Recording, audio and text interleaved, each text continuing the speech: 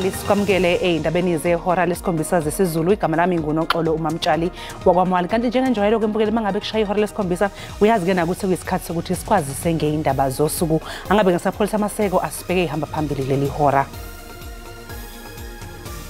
Even after stepping down as the president of the IFP, he continued to make his presence felt.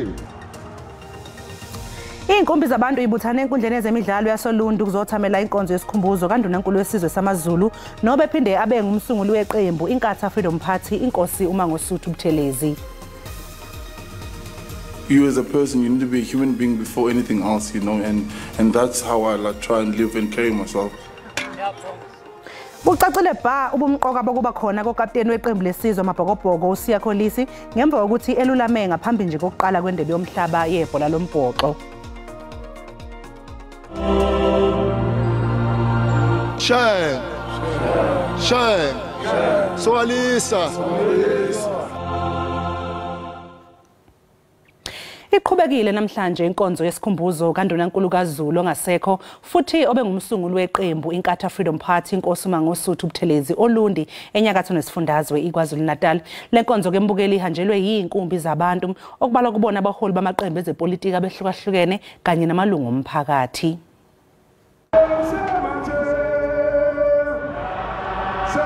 Izikhulumi zisinezidedelana enkonzweni yesikhumbuzo kandunankulu kaZulu. Umengameli we-IFP Hlabisa uchaze uShenge njengomuntu obewukhonzile umsebenzi wakhe kwazise noma isethathe umhlala phansi kepha ubeqhubeka nokusebenza uma kunesidingo. Umntwana wakwaPhindangene, even after stepping down as the president of the IFP, he continued to make his presence felt when circumstances demanded it, such as during the July 2021 unrest, when he was of the very few political leaders who was out on the streets of his community in Ulundi, supporting residents and calling for calm. Ilungu lePhalamende le-EFF uDokotela Mbuyiseni Ndlozi uchaze umntwana uMangosuthu Buthelezi njengendoda ibithanda uxolo. Never be shaken by opportunists, hypocrites who want to educate us about our own history and the leadership that stabilized this country into a politically peaceful environment. We are here to memorialize a man of peace. Usotwebo omkhulu we-ANC ePhalamende likazwelonke uPenny Majodina naye uhloniphe umntwana wathi i-ANC yazi kahle kamhlophe ukuthi isukaphi nenkosi uButhelezi. Ukhongolose uyazi sisukaphi nodada. Ukhongolose wazi umusa katata nesineke sento yoba asinawulwana phakade umasimele peace. Omunye wabazukulu wehluleke nokuzibamba ngesikhathi ekhuluma ngomkhulu wakhe. One thing about my great-grandfather is that although he was stern and strict, he was also one of the kindest and most caring souls to walk this earth.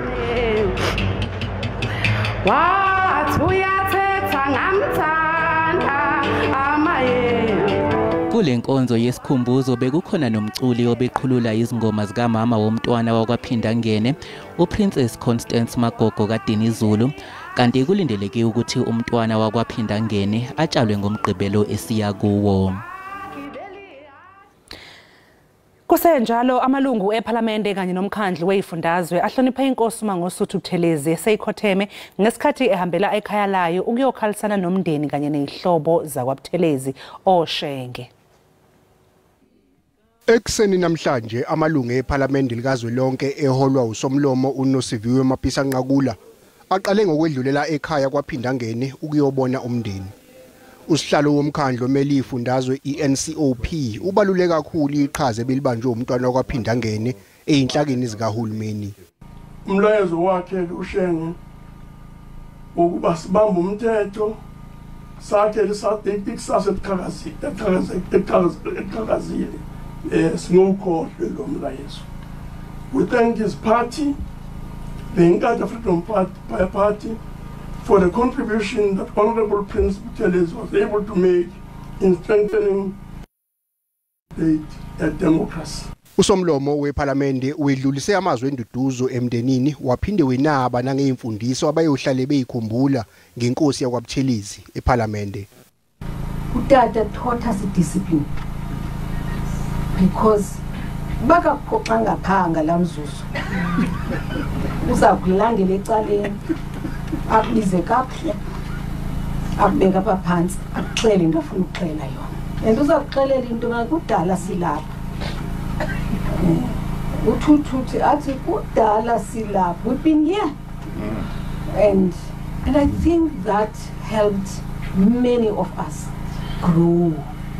Inkosi uMangosi uButhelezi yangena ePhalamende ngo1994 yaqokwa njengongqongqoshe womnyango wezasekhaya ngaphansi kwecabinet yokuqala kaDokotela uNelson Mandela. Abaholi bomdabu eSoweto bahlele inkonzo yokukhumbula umsunguli weIFP Inkosi uMangosi uButhelezi. Undunankulu wesizwe samaZulu umntwana wakwaPhindangene oseKhotheme unconywe kakhulu ngeqhaza lakhe lokusiza ekulwisaneni nodlame emahostela sesifundazweni eGauteng eminyakeni eyedlule.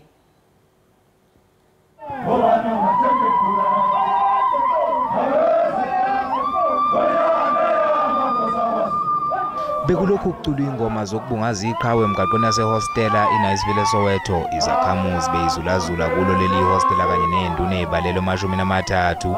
Lokhu bekwenziwa ngenhloso yokuzwakalisa ukudabuka kulandela ukukhothama kaMntwana wakwaPhindangene. Abaholi bendabuko bathi baqemeke ngeqwantwala.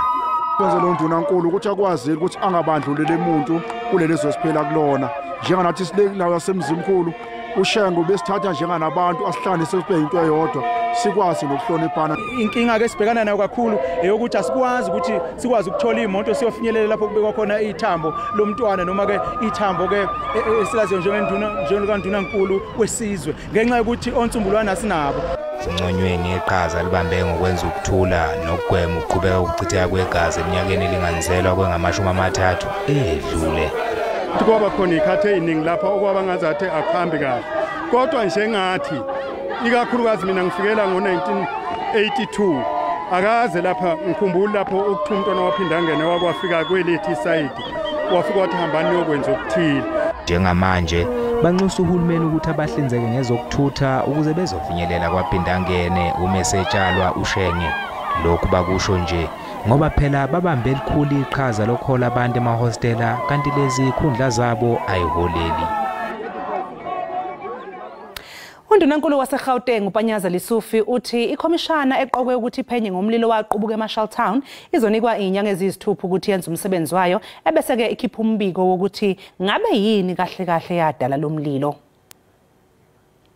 Kwashona abantu abangama-77 kwalimala nabanye abangaphezulu kwama-50 ngesikhathi kuqubuka umlilo kulesi sakhiwo. Usihlalo wale khomishana kuzoba ijaji lenkantolo yomthethosisekelo eselathatha umhlalaphansi uJustice CC Khampempe. Kulindeleke ukuthi iqale umsebenzi wayo ke mhlalulunye enyangeni ezayo. uLisufi ubebambe isithangami nabe indaba eGoli malungana nomsebenzi ozokwenziwa ile khomishana. Uthi ke le khomishana izobe iyimele futhi izoba namandla ukubiza ofakazi. Le khomishana izophinde futhi ke isekwe ngokugcwele uhulumeni wesifundazwe. Usoli Msimanga uzohola wokunqoba isifundazwe saseGauteng okubhekwe lukhulu ngokhetho likazwelonke ngo2024. Umsimanga ngenyanga edlule uqokwe njengomholi weDA eGauteng ngemva kokuhlula avile eqenjini uCaleb Coachelia noKhumera Mulifu. And our candidate that we put before the people of Gauteng today is someone who combines experience, enthusiasm, and determination, all in equal measure. He's a son of Attridgeville, who previously served as the mayor of the capital city of the country, as leader of the official opposition in the Gauteng legislature, and is also your current leader here in Gauteng. It gives me great pleasure today to announce that the premier candidate that will lead our fight into this next election, that will lead each of you into battle every single day, that will be with you in the trenches, registering, bringing out the vote, selling the message, is none other than my good friend, your provincial leader, and our solid Democrat, Solly Imzimanga. Mbukele-ke okwamanje sathi nje equnga phanga seyitolo kanti uma ngabe sibuya sobe sikuphathele udaba oluthi. Explanation is just wishy-washy. Ufakazi wombuso ecaleni lokubulawa kaSenzo Meyiwa Constable Sizwe Zungu ube nokungabaza kobunye ubufakazi bakhe ngesikhathi ephekwa ngembuzo ngestatimende asibhala. Shame.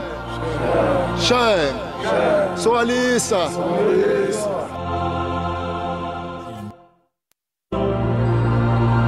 Shame. Soalisa.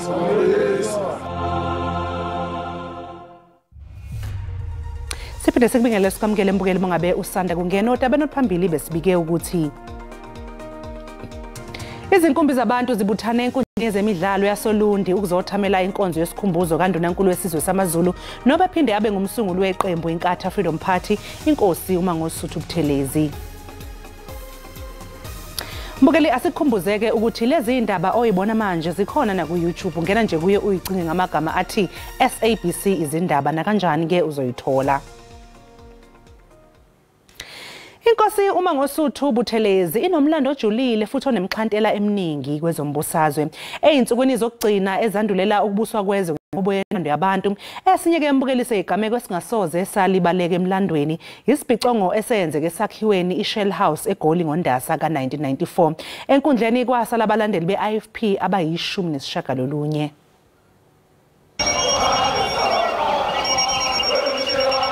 Konke kwaqala njengemashi yezinkulungwane zabalandeli beIFP yabe ilibhekise Shell House enkabeni yeGoli okwabe kuyiko omkhulu leANC emva ukuthi ikhoxisiwe ukuvalwa kwayo umlomo njengeqembu lezombusazwe. Babeyozwakalisa ilaka labo malungana nababekubiza ngokushaywa indiva kwamakhosi akwaZulu iANC. Amalungu eIFP atholana phezulu nonogada beANC eShell House basala enkundleni abayi19 izinkulungwane zasala namanxeba okulimala. These soldiers are shooting us here. If the police can search this building, definitely the weapons which were used, you will find them here. Bezithethelela onogada beANC eShell House bathi badudula ngezulu lezandla emva ukulunywa indlebe ngokuthi abalandeli beIFP ababeyingxenye yemashi babehlele ukuzohlasela. Some of the shots struck the windows at Shell House and vice versa. So you can't really say what actually happened, who started the shooting. Isigameko senzeka ngaphambi kwenyanga iyodwa nje vo iNingizimu Afrika isingathe ukhetho lokuqala ngaphansi kwezimiso zenqubo yentando yabantu. I gave instructions to our security that if they attack the house, please, you must protect that house. My reaction is that of absolute shock, because in the first place the president should have said so, long ago if this was actually resulted, the killing of people resulted from his direct instructions. Ikomishana kaNugent yasungulelwa ukuthola umsusa wodweshu kulesibhicongo yaphetha ngokuthi asikho isizathu esibambekayo saholela ekuthini onogada beANC bavulele ngenhlamvu bebhekise kumalungu eIFP abebhikisha bacela ke 50 abantu abaphangalala enkabeni yeGoli ngalolu suku. Ufakazi wombuso ecaleni lokubulawa kaSenzo Meyiwa uConstable Sizwe Zungu ube nokungabaza kobunye ubufakazi bakhe ngesikhathi ephekwa ngembuzo ngestatimende asibhala ikakhulukazi mase kufanele ukuthi achaza abasolwa abafice emcimbini ayemenywe kuwo ehostela eFosloras. Ngesikhathi uZungu ephekwa ngemibuzo kube khona ukungqubuzana kobufakazi bakhe nokwabhalwa uyena estatimendeni ngesikhathi ehambele umcimbi ayemenywe kuwo ehostela laseFosloras. Mr. Zungu, explanation is just wishy-washy because you specifically stated in your evidence in chief that you went out with accused number, and I'm not arguing with you, with accused number 2 and number 3, and you 5 in the vehicle. Now in cross-examination, you mentioned a gentleman called Mtogo, and accused number 3, Mtogo, who is not before court. uZungu ucele ukukhonjiswa izithombe zathwetshulwa ngosuku lomcimbi yize ubaloyi ethi azikho izithombe ezifihliwe. With the permission of the court, I'm going to request the permission of the court if my colleague for the state who introduced these pictures has pictures that were taken in the hostel where you probably can show the lime t-shirt and the necklace. So these are the only pictures that we have and which were also disclosed to the defense. We but don't these have... are the only pictures that you gave to them because yes. Remember we had problems with the statement. Yes. Is this the only pictures that you gave them? Yes. No other secret pictures? No, my lord. Icala liyaqhubeka kusasa njengoba uadvocate Charles Mnisi engummeli womsola wesithathu Mthobisi Mncube efuna kuhlinzekwe ngazo zonke izithombe zatholwa kumakhalekhukhwini kaMncube ngesikhathi eboshwa. Abameli bomholi we-EFF uJulius Malema kanye nonogada wakhe uAdrian Snyman bathi ubufakazi bukabuchwepheshe wokuhlolwa kwezibhamu buyashayisana njengoba bequlwa icala eliphathelene nokuqhumisa isibhamu elibhekene noMalema kanye nonogada wakhe. Kokwesibini ingcali yohlolo lwemipu uMandise Mgwedleka enikeza ubungqina kwelityala uchazele inkundla ukuba akakwazi ukuchaza ncakasana ukuba elikhoba lompu lalisetyenziswa nini.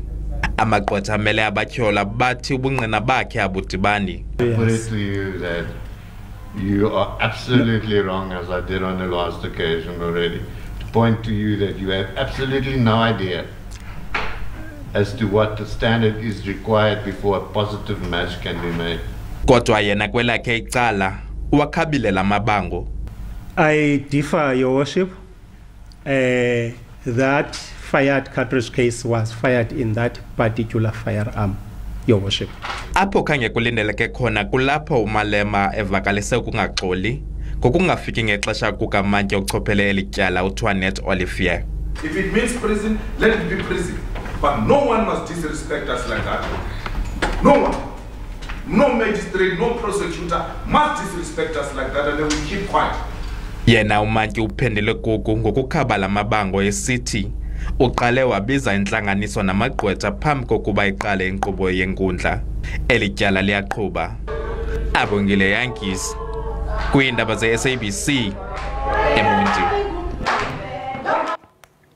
Isigungu esibhekele izindaba zogesi kumkhandlu wedolobha waseKapa sihlangabezane nezimbila ithutha namhlanje Cape Flats ngesikhathi sithumele ithimba ebeliyonqamula izintambo zogesi oxhunywe ngokungekho emthethweni eFilipi.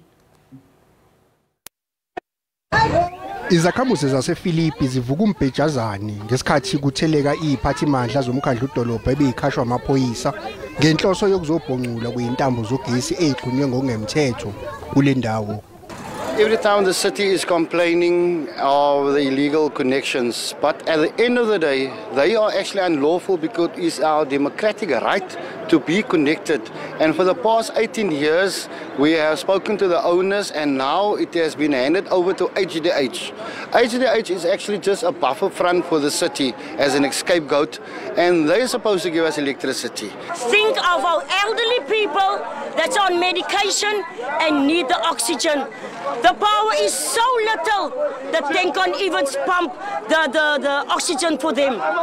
Kugcine kuphoqa ukuthi abomthetho baqinisa isandla ngesikhathi sebeqhumisa isisi esikhalisa unyembezi ukuze kuhlakazeke iqulu lamalungu omphakathi obekungafune kuzwa lutho. We will continue, we will not stop. So we will intensify our efforts. I think that we owe it to our residents and our citizens and our law-abiding citizens to secure power to them. And it really isn't fair, you know, that the surrounding communities are having to suffer. Kuhlonzwe nokuthi nemjondolo eminingi yasesiqalo eduzane naseFilipi isebenzisa ugesi oxhunywe ngendlela enobugebengu. Kutholakala ukuthi iningi lezintambo zamakhebulu oxhunywe ngazo zintshontsho ezintweni zakwamasipala nakwa-Eskom.